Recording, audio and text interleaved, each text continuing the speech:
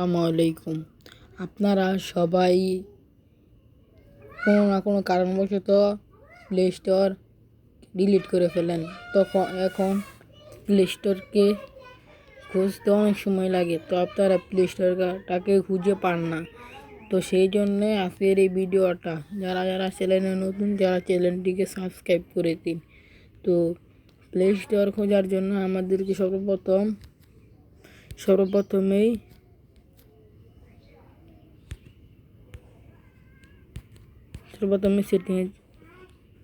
Setting অপশনটাতে চলে যেতে হবে।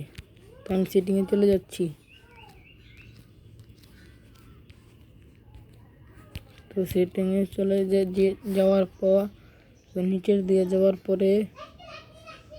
দিকে যাবেন, তারপরে এই অ্যাপস নামের অপশনটিতে ক্লিক করবেন। তারপরে নিচের দিকে যাবেন, যাওয়ার পর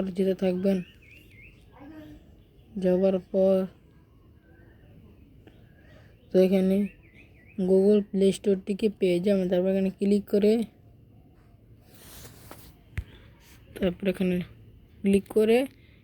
করে ফেলবেন। তো যারা প্লে স্টোরটিকে ডাউনলোড করতে পারেন না, তারা এইভাবেই ডাউনলোড করতে পারবেন না। যে প্লে স্টোর ডাউনলোড হয়ে গেছে।